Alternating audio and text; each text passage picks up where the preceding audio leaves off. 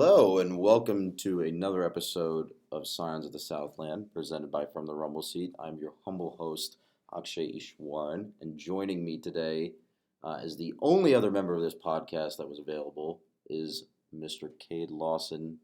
How are you doing, Mr. Lawson? I'm doing a lot better than Jake and Ethan, who are both suspended for this week's podcast after a defensive pass interference call against the Saints last night. So hopefully they'll get out of that little situation they're in here shortly and be able to join us. But did it get flagged, or was it a no call? It got flagged by Twitter. I think that's what they're recovering from is the Twitter roasts they sustained afterwards. So Just never forget, to open 2019, the Saints blew it. yeah, they sure did blow it, and they deserve to blow it. So Womp womp. All right, so since our two intrepid non-rev reporters are out this week, we are going to rush through the non-rev scores and highlights. Mr. Lawson, would you like to go first? yes, we'll start with women's basketball. Well, Bubba. Two, they're 2-2 over their past 2 weeks since we last recorded, picking up a win versus Duke and another versus number 12 Syracuse over the weekend, but losing to number 4 Louisville and to Clemson as well. The noteworthy thing there is that they played the number 1, number 4, number 8, and number 12 teams in the country already this season, which are all in ACC play, which is very impressive, and also a really good indicator of, I think, the gauntlet that they're facing, despite being a pretty good team. They haven't received a single vote in the top 25 poll as of this week. They are a very good team, and I think all four of us kind of agreed that they have the ability to make the tournament. It's just that they're kind of getting a lousy shake with all the tough opponents that they're playing, but they've played a lot of them pretty tough. They hung in with Notre Dame until an entire quarter of no calls didn't go their way. Louisville and Clemson kind of sucked, but they did upset Cuse, so that's on the table. Looking like a team on the rise this season. All right, so track and field did some fun stuff the last 2 weeks, both at the Clemson and Vanderbilt Invitationals. I am no expert at all on track and field, so I highly recommend that you read Jake's column from the last 2 weeks. That'll tell you all you need to know. TLDR set a lot of PRs. They ran fast. That's all I got. Mr. Lawson, want to talk about women's tennis? Yeah, women's tennis did a lot of good things this past weekend at the Michigan Invitational up in Ann Arbor. They are currently the number 14 team in the nation, and they did take on Tennessee as well as number 10 Michigan, coming out of that with 10 singles wins and 7 doubles wins, which is another great showing from what's been a really, really strong women's tennis team for quite a while for us. Yeah, and then on the men's side of things, they had a rough schedule this weekend in their MLK Invitational at Ken Byers Tennis Complex here on campus. Today specifically, they went 1-3 in doubles matches, with 3 of those matches coming down to the wire, and then 4-4 in singles versus Athens Community College. They also played Illinois and Columbia. All 3 teams are top 15 in the nation, so a definite rough start, a very tough start to the season. But feedback that we got from Jake and Ethan, who had watched them and are much more knowledgeable about us, is that they're looking much better than last year so far. So it'll be interesting to see where they go. All right, swim and dive, Mr. Lawson. Last one. Come on. Our men are number 20 in the nation. They beat South Carolina SCAR Arg. recently. The women, unfortunately, did not beat SCAR. Boom, boom, boom, boom. Yep, that's all we got. That's all we got for non-rev stuff. I mean, did it in 5 minutes. Ha! We're better than Jake at non-rev. Oh, don't tell him that. Hey, he might not listen to this. He might not. True. All right. So, other more revenue sports news. The 2019 ACC football schedules were released.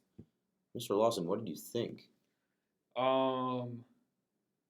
It's really sad that we're going to play Clemson the very first game of the season on the debut of the ACC network.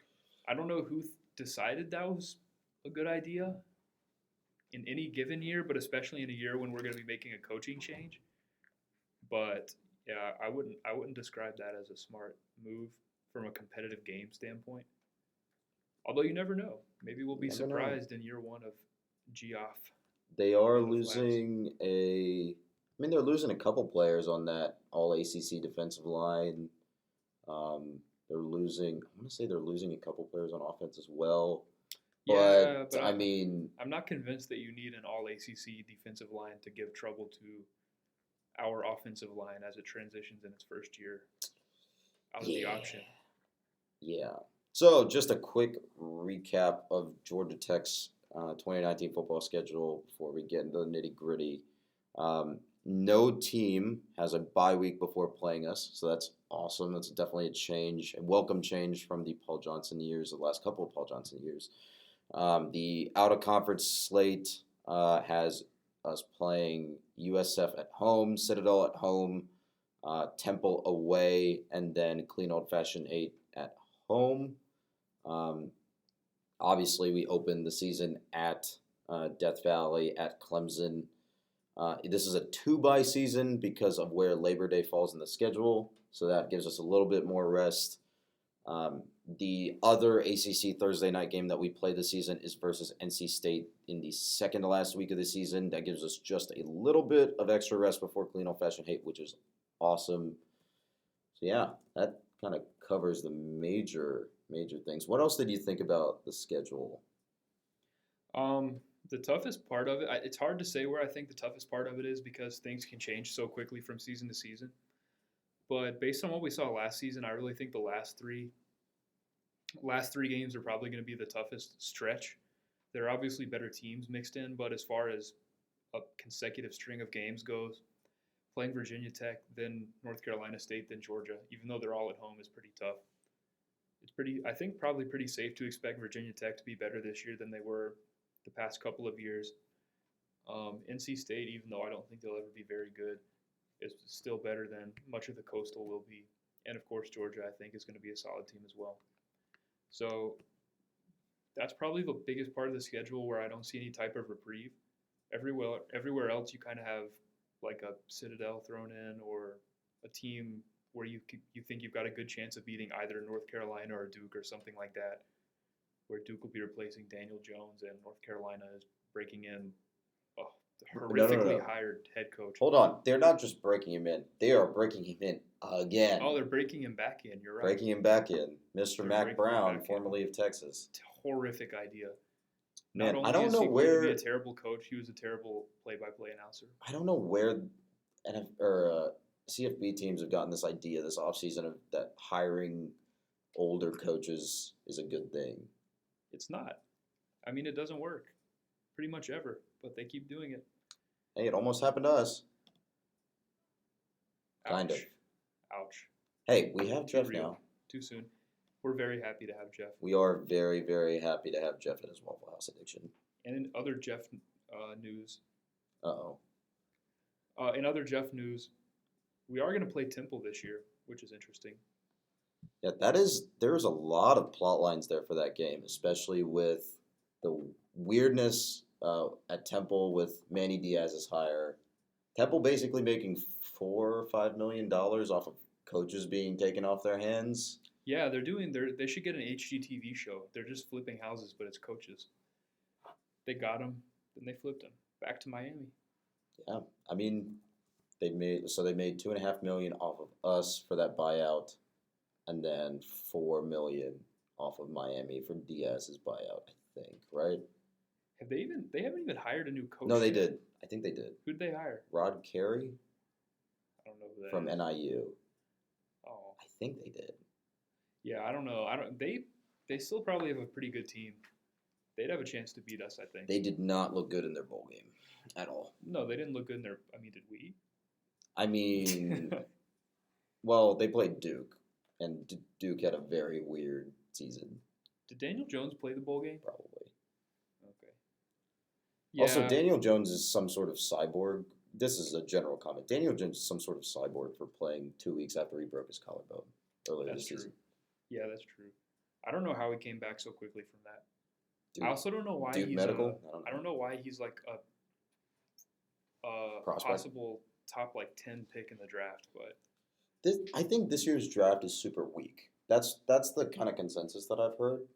It's Yeah. just that you see so many. I think it's like 135 underclassmen declared this year, and I think it's because the draft is overall so weak that any of these guys, especially your Daniel Jones types, think that they're going to be drafted and rated very highly come combine, come draft day. So is 135 more than usual?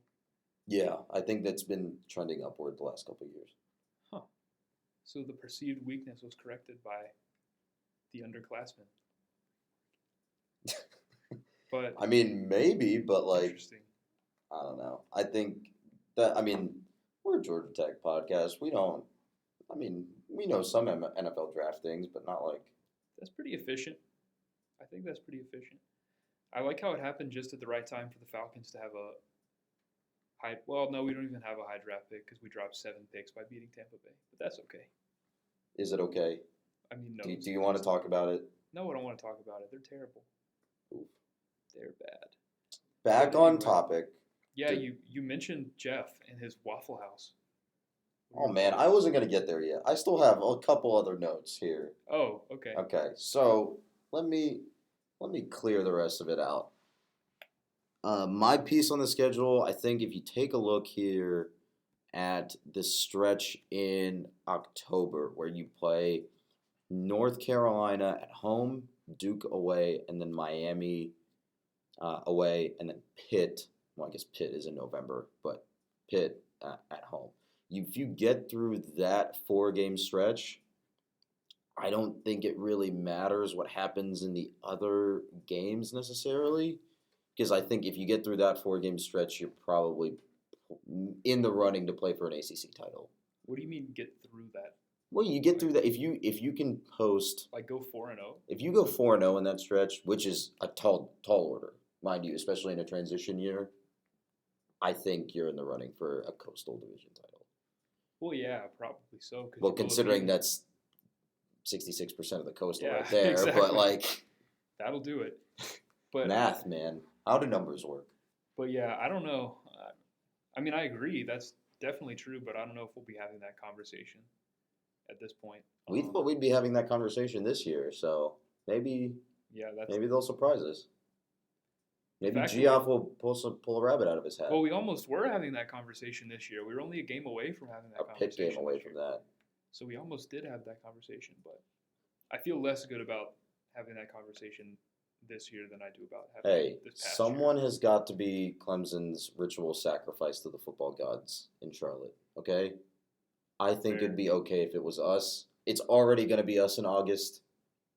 The good news is that I think the media will like Jeff Collins way more than Paul Johnson. So they'll just spend the entire game talking about how we're building for the future, which is good. They'll spend the entire game talking about how we don't run the triple option anymore. True. But also how he's changing the trajectory of the program and stuff, which is good. They might talk about his Waffle House addiction. Are we doing Waffle House now? Yeah, we're talking about Waffle House now. What are your Waffle House thoughts? Talk about a segue. So, if you haven't noticed, Jeff Collins, in a lot of his pictures, is at Waffle House or has a Waffle House cup in his hand. Mm-hmm. I have noticed that. Have you? Yeah. What are your thoughts on it, Mr. Lawson? Well, Waffle House, of course, is fantastic. Any amount of money that we can extract from Waffle House is also fantastic because I want all of that money flowing into my program. Like syrup onto a waffle? You're too good. Wow. Wow. But yeah, I don't know what they're going to do with their triple option special or whatever it was. But I think they'll keep it on the menu for old time's sake. I'd buy it. You would buy it. I don't know who else would buy it, but you would buy it. I don't think Jeff Collins orders that when he goes into Waffle House. But I do hope that there is a partnership there. And I hope that there's a partnership there because I'm going to take full responsibility for that partnership. Really? If it is to arise. Yes, absolutely. What? Why? Enlighten me. I forgot. Enlighten you.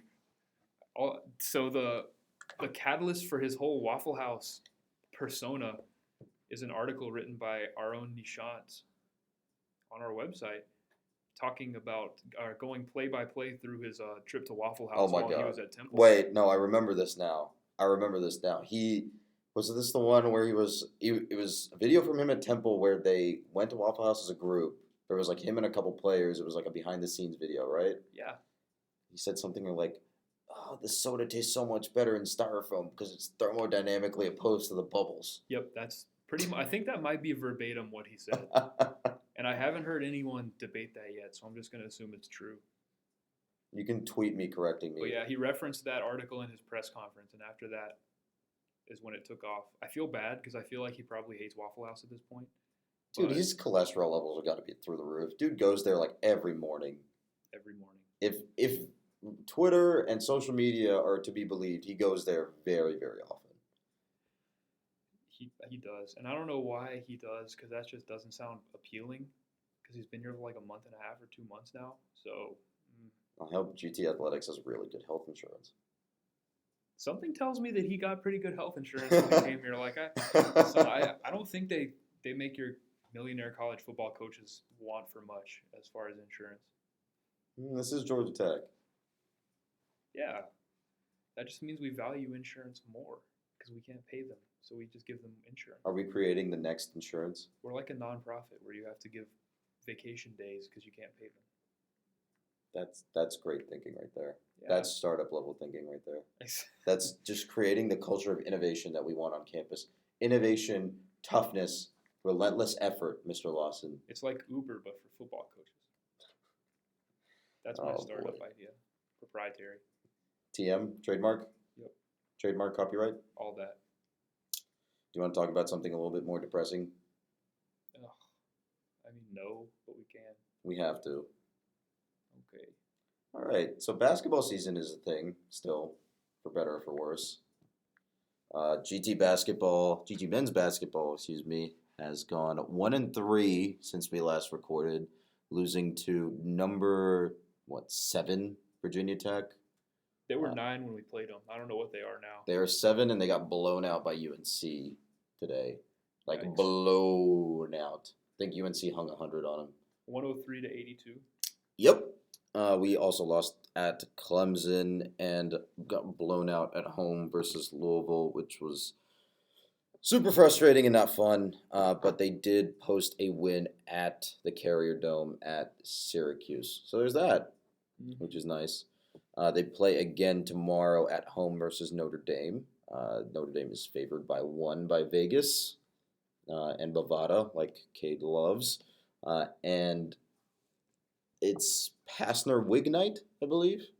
Yeah, it's really gross. It's kind of a gross wig. Hey, it comes greasy, which I don't like. You know, it fits the Waffle House thing. But that's not. Yeah, it does. But that's not Pastner.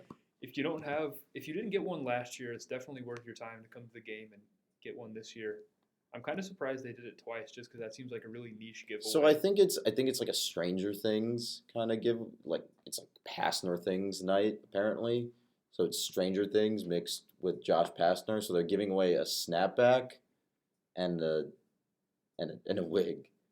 So I haven't watched Stranger Things. Apparently there's a character that has curly hair and wears a snapback in this show. Is that really what they're going for? Yeah. Let me pull it up. Hold on. He tweeted about it recently. That's kind of weird. So it's simultaneously a Pastner wig and a Stranger Things wig? Yes. I don't know how I feel about See? that. Double dipping in the... But that doesn't look like... It doesn't have to look like him. It does. It makes sense. What quality podcasting showing me this picture on the screen? Hey, we strive for high quality here. Yeah, that is true. We're looking at a picture of the Stranger Things kid whose name I don't know. I don't.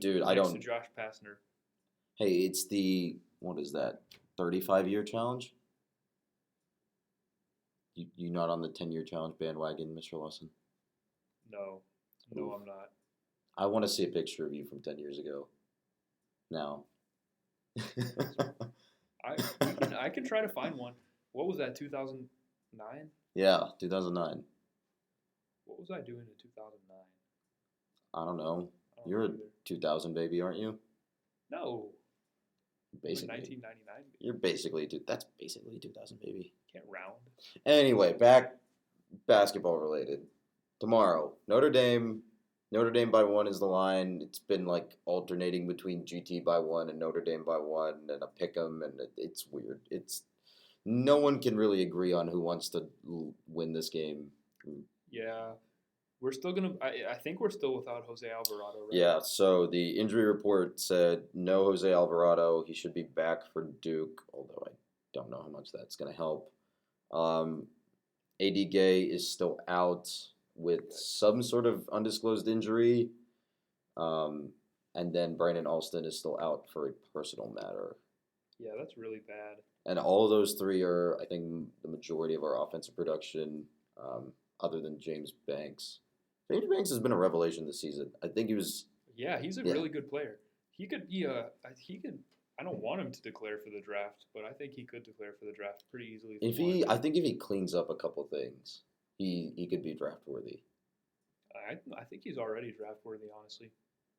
Well, you're the basketball expert that cheers for the Hawks, so I'm gonna let you take this one and pitch me on James Banks as an NBA draft prospect. He's a really good player. He does a lot of things really well. He doesn't have super good range, but kind of his low post game is pretty good. Obviously, it's pretty good because he was literally the only thing scoring for us against Louisville in the entire first half. I feel like he had our first 8 points, which took us pretty much to halftime, which is sad. He's a good rebounder, a good defender. He does a lot of things. NFL, like there's not a overwhelming amount of guys that have a skill set like he does coming out of the ACC or coming out of competition as high as the ACC, I think. So I would be really surprised if he didn't get an NFL or. Wow. Sad. Wow. Sad. If he didn't get an NBA look whenever he decides to leave college. Well, he has 1 year of eligibility left, right? After this season. Yes, after this season. And then next season, you also have Jordan Usher coming into the mix. There's also a JUCO transfer coming in, I believe. I think the only person that graduates is Brandon Alston. AD Gay, too. AD Gay. Okay. Yeah. So 2 people coming in, 2 people leaving. Makes sense. Hopefully Shambari Phillips can be a little bit more consistent next year, too. There were really high expectations for him when he got here, and I couldn't tell you what reason, but it hasn't worked out. He's been kind of outplayed and overshadowed by some guys who I think probably have a lot less natural talent overall than he does.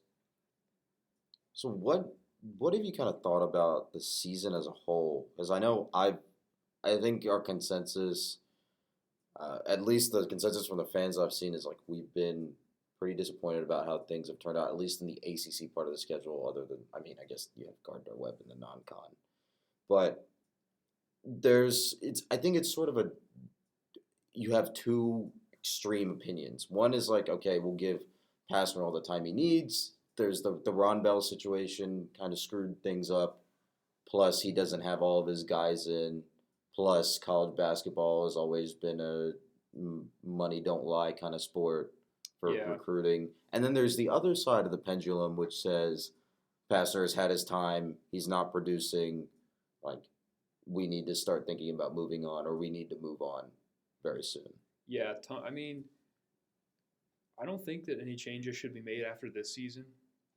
It wouldn't make sense to do it after this season just because of what's been going on with football and staffing changes and the amount of money that they've had to spend in that area, as well as the fact that we're finally almost done paying Paul Hewitt. Oh my God, that contract comes off in April. I'm so excited. Yeah, and there's also the fact that giving a guy 3 or having a guy turn it around in year 4 is usually what happens, I think, in college basketball. If you go and look at some of the best coaches in the conference and where they were when they first started at their school versus where they are now. I know Mike Krzyzewski took, I think, till his 4th season before he turned things around at Duke, which may or may not have ended up well. It did end up well. But, yeah, give him another season. You gave Brian Gregory, who, like, Josh Pastner at least has a history of being a good recruiter going for him. Brian Gregory had nothing going for him, like, ever. Like, when he was hired, never. But where did Gregory come from before? He came from Dayton. I mean, Dayton. No, they were happy to see him go. Oh. Yeah, they were happy to see him go. Oof. Which, so were Memphis fans for Josh Pastner, but he's not as bad of a overall coach as Brian Gregory was. Anyway, I don't know. I think the way that I think about this basketball team is I think next year is really that prove it year. Like you said, it's, but I think I've taken a little bit more strict of a stance on it. It's like this year we can kind of write off no, like not having a Kogi is completely unexpected. Um, the the injuries have plagued the team, especially now throughout the conference slate, and some traditional or untraditional powers like VT and FSU have started dominating the conference. So there's a lot of things at play in the scheduling and factors maybe outside of our control that have come to roost. Yep. But on the flip side, you also see that Pastner has missed on like what 3 of 5 2019 recruits. He's done a lot of missing, which is not good. The best he's kind of made up for it with his transfers that he's brought in, which is honestly how you win in college basketball a lot of the times. Especially from an area like Atlanta where the NCAA is, I guess, more inclined to believe the story of your ailing grandmother, or at least it was at one point. But he's done a good job in that regard, but I don't think the recruiting has been as strong as we expected it to be. It hasn't been super duper weak for sure, but I think that people's expectations for what he could bring to an ACC program in a city with as much basketball talent as Atlanta has, after seeing what he was able to bring to Memphis, it hasn't translated.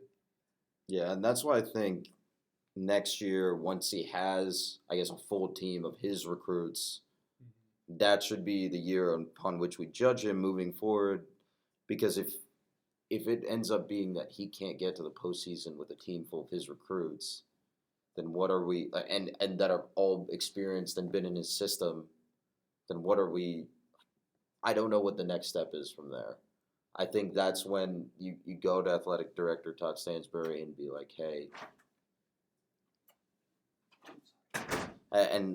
hey, we really need to reevaluate this situation and maybe take it.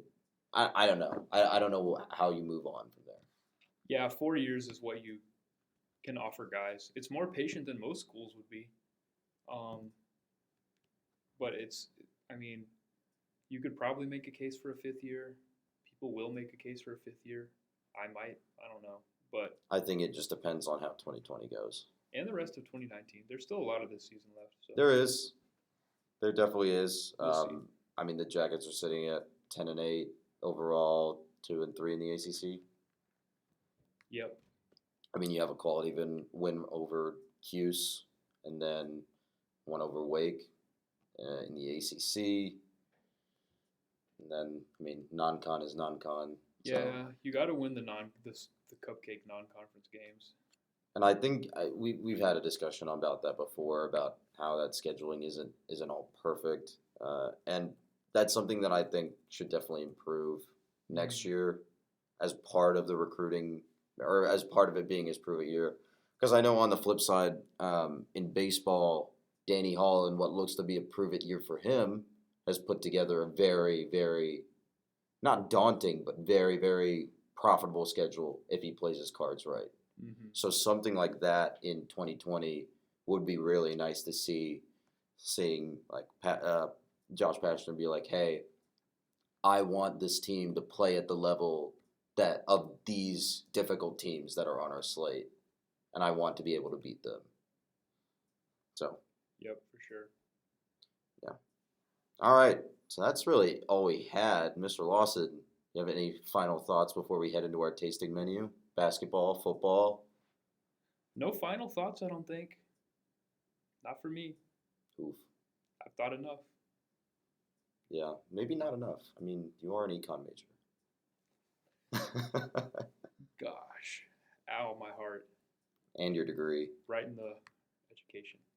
Right in the education.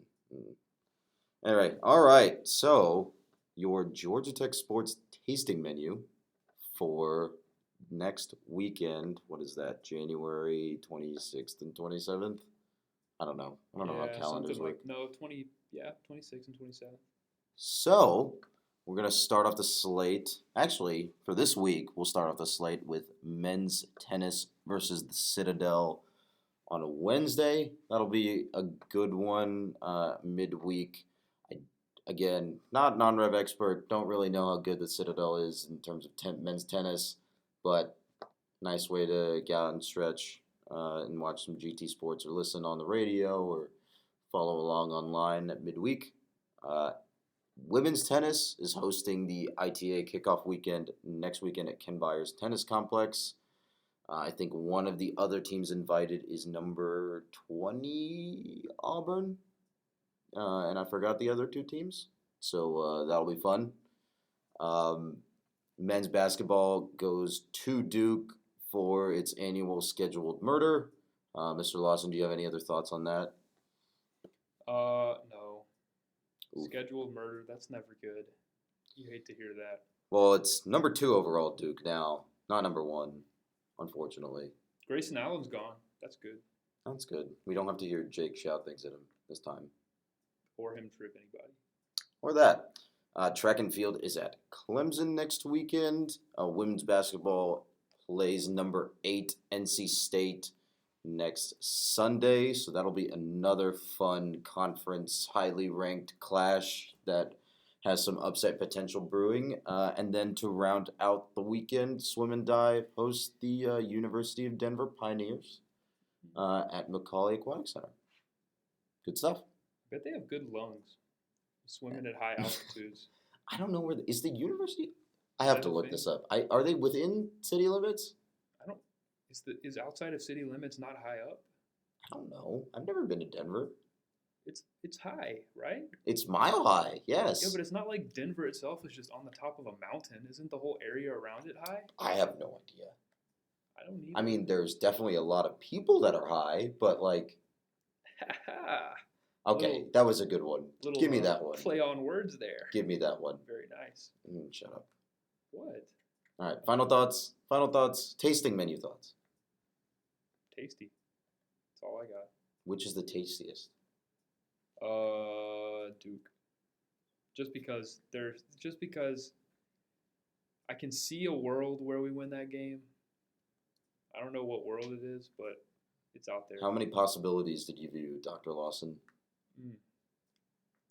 1 million and... Dude, come on. Come on. Go ahead.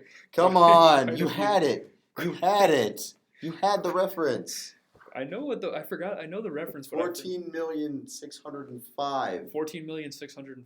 How many of those did we win? 1.